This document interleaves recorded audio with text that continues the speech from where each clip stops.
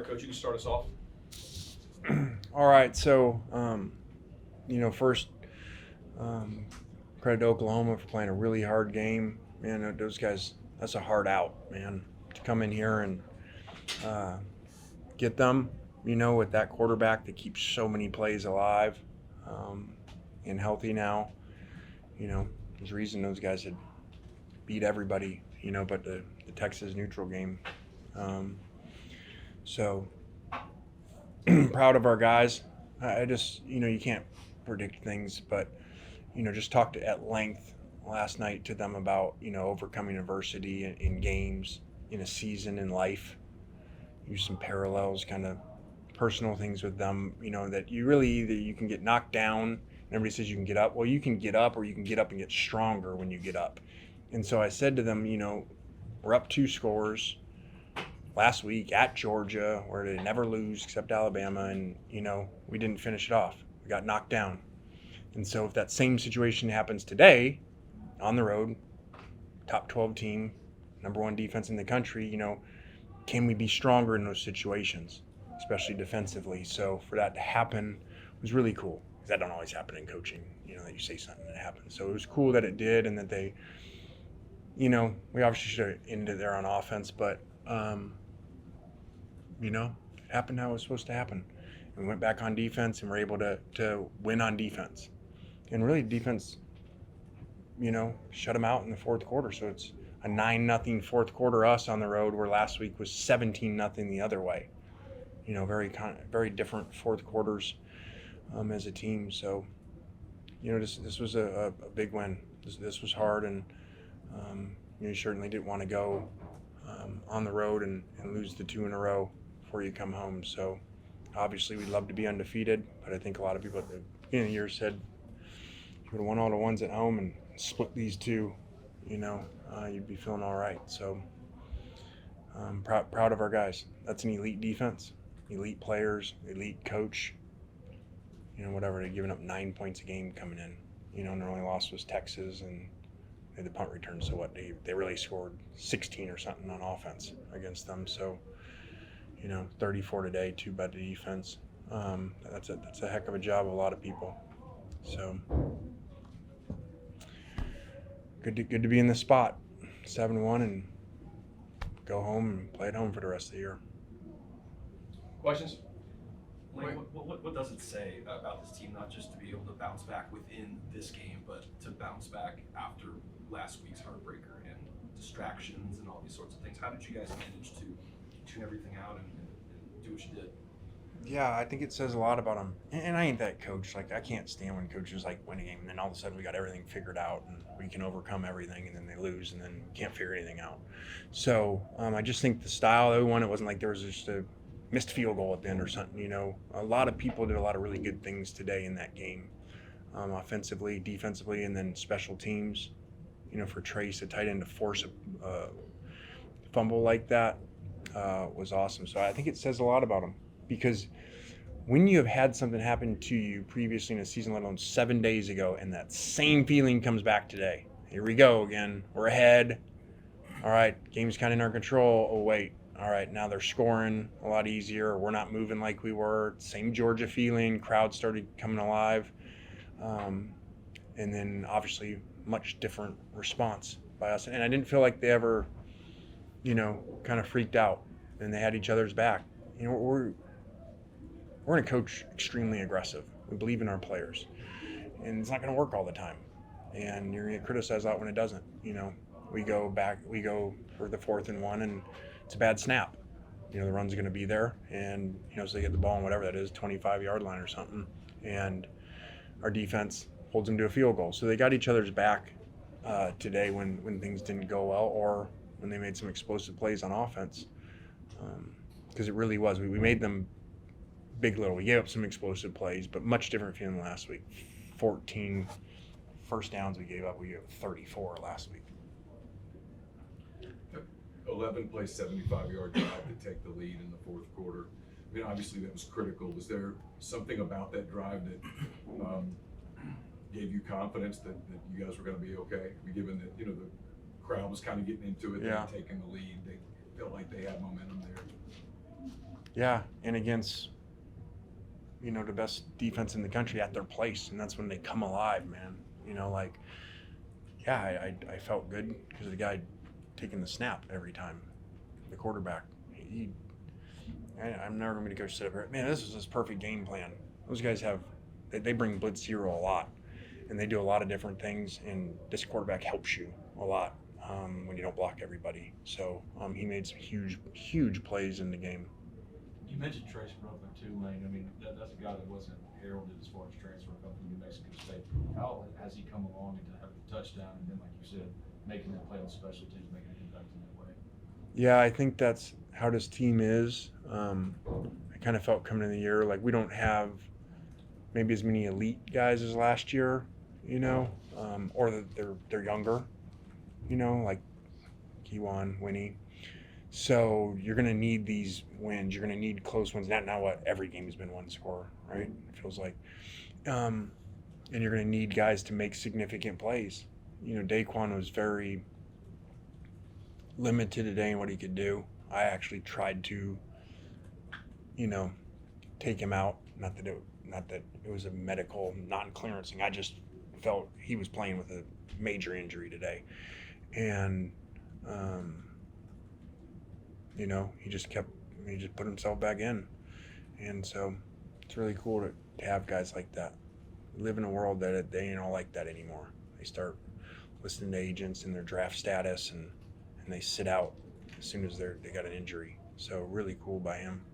Feels like we ask you about Kiwan all the time, but days like today, he's just a workhorse for you guys. What did he do today, and what has he just meant to your team? Yeah, he hasn't had the giant yardage numbers the last 2 weeks, versus really good defenses and hard defenses to run the ball on. But there's hidden yards in there that are so critical. Before the half, he's on that left sideline and he makes probably 5-6 extra yards, which gets us down to maybe like the 2 or 3, and then we run the goal line run that he scores on. Well, if he didn't get those extra yards, he can't do that. He can't get to that package. So there's a lot of plays. He almost ended the game on the first down play where he made 8, and we couldn't make 2 yards on 2 plays. But he's really elite, and he took care of the ball. That's 2 weeks in a row on the road, really good defenses, 0 turnovers, 1 combined sack, and that has a lot to do with him in protection too. What things do you have to think about when you're deciding to put Austin in, and how do you feel like he played today? Yeah. Austin missed the pop throw. There's some schematical things, like especially with this head coach we're playing against, that there's some mind games going on there. Not mind games, but just chess. And Austin's got talent, and so he missed one today that we had a schematical open touchdown, and I thought his throw was fine on the 2-point. We dropped it, or else that's very different. At the end right there, because now we're at 10 instead of 8. Playing 2 road environments. And I think too, it's hard to prepare for. Everybody plays the other way. Everybody over time played the other way. Like, here's the better thrower, necessarily is what people would say, whatever. And here's the guy that's more dual threat. And then so they put in the runner, like as a changeup. Well, why wouldn't you do the other way too? So even though, we dropped one of them today, he misses one today, that's hard, especially when they're both in there too sometimes. It's hard to game plan against, I think. Ask them. I bet they would say it's challenging. And just kind of immediate post-game thoughts, how you felt Trinidad did, second straight kind of hostile environment. Yeah, I thought he was great. I thought he did what the team, he was the example of what the team did, where it was here goes the same thing. And he makes some really good throws, like he makes the corner out throw. They're kind of at the same time where he started where he missed a corner route last week at Georgia, different coverage, but and then we trust him. We trust our player. We run a very unique double move to Winnie Watkins because the way they were playing, and they're very aggressive. They take away a lot of things. And in my opinion, the only way to play against them is you've got to take risks, and you're not going to have a high completion percentage day against them. But you got to take, you got to take some risks, and we did that. And that was an example where Winnie and he made a big play. The defense kind of came off of, not forcing a stop at all against Georgia last week, but had a safety today, a turnover on downs, and made Oklahoma punt a couple of times. What kind of changed in the way they executed today? I think that we didn't make as many mistakes. We made a couple, but last week Georgia's made some really good plays.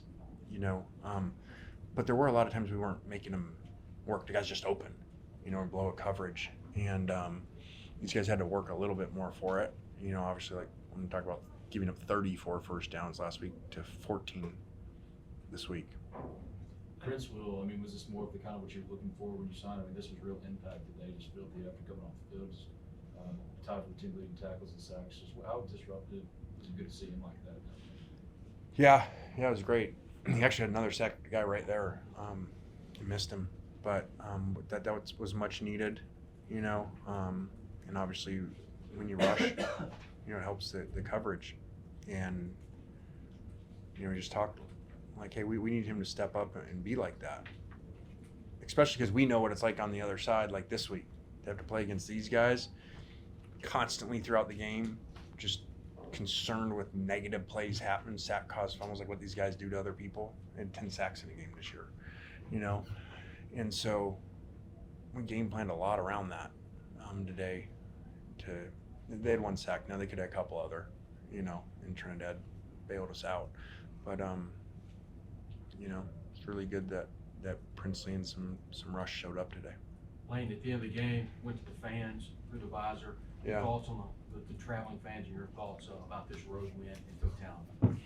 I just think now, like, I don't like to say I'm older because I don't really like to be old, but like when I told him last night, like, as I get older, guys, I just want to tell you things that I didn't do and stuff, that hopefully you do different. And, I just was always like, we go win these games and everything, get back to the locker room, let's go get on a plane. And I was like, just enjoy the moment, man. These are hard to do. They're hard to come by. So everybody was going to the locker room, so I sent for them to come back out. I didn't have a plan. I just, hey, let's go down there and say thanks to the fans, but also enjoy the moment, man. You're in a iconic stadium that has won 1 million games here, and you did something really special. So, take in the moment. So just always get into the next thing.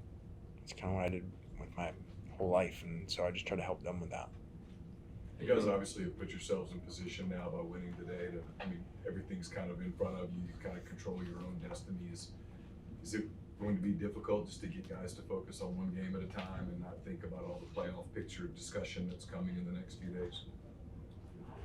I don't think so, just because we don't. That's like not even our language. Whether it's right or wrong, I don't talk to them like about that and playoffs and where you're ranked and any of that stuff. I just don't. That's just my philosophy. Never have. We really, actually I did when I was younger. And it's been a lot of years now. I don't talk to them that way because it's just about staying in the process. And that probably was going to coach for those 3 years. Coach Saban and learning that, like, get caught up in all that noise and. He says rat poison versus just none of that matters. What matters is getting better in these individual areas so that you finish off games like this. Lane, you had that moment with David Stone at the end of the game for yourself, just the emotions of being in this moment. You talked about reflecting. What is it? Not specifically, but just the moment of you walking off this field with an SEC road win in a place like this. Is that number 0? Yes. Okay. Just making sure. I was like, who's David Stone? But then I knew. That's just me. He was talking the whole game to me, and I did a good job, I felt, of not talking back. He just kept telling me we ain't going to score and all this, so I didn't go try to find him. He was just walking by, so I just saw him. So that's just kind of me. Guy's a great player, man. I'm sure he's really enjoyable to coach.